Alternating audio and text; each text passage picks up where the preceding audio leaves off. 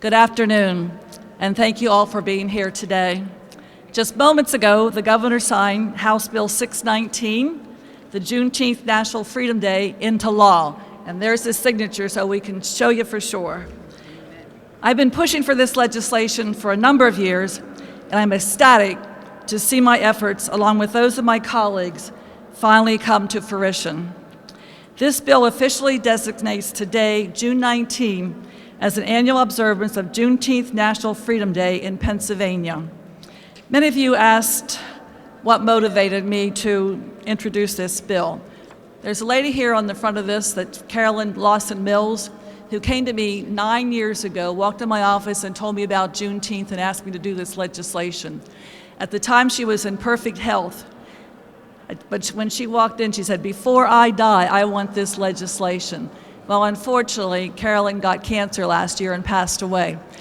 But I was one of 3 people that spoke at her funeral, and in her funeral program says she worked diligently with Pennsylvania State Representative Sue Helm to secure a state holiday status for Juneteenth. Although the legislation passed the House of Representatives, unfortunately, it was not passed by the Senate.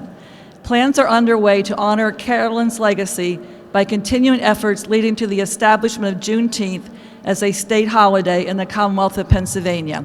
And today we honor her legacy. Yeah.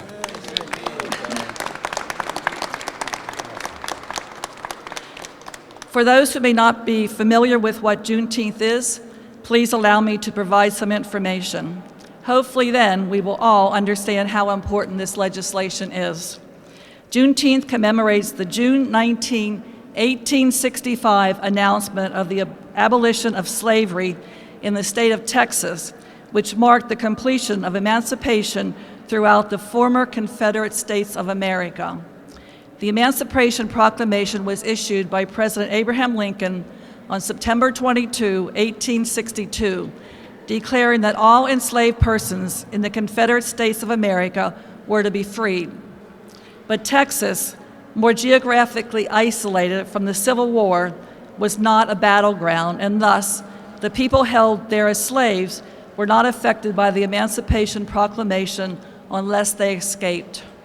Stakeholders migrated to Texas in order to escape the reach of the Union Army, and as a result, the population of enslaved people in Texas was estimated to be about 250,000 in 1865.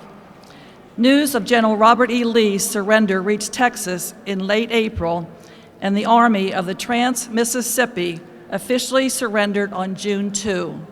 This was the final major Confederate army to surrender. On June 18, the Union Army arrived in Galveston and occupied the state on behalf of the federal government.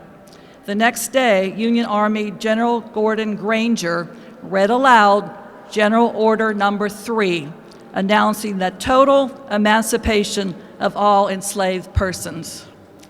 When we talk about the abolition of slavery, Juneteenth is seldom mentioned.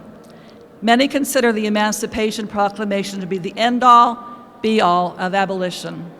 But to omit Juneteenth from this story is to ignore the full truth of the abolition of slavery and the Civil War.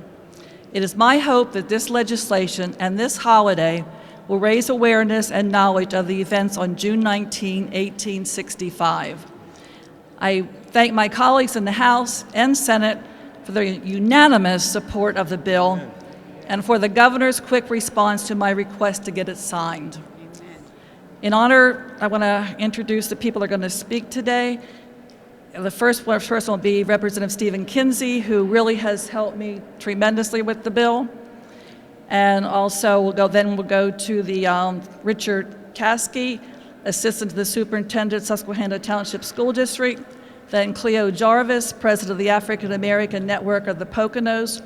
Ronald Brown, National Juneteenth Northeastern Region Director and Pennsylvania Juneteenth Coalition Founder and Chairperson.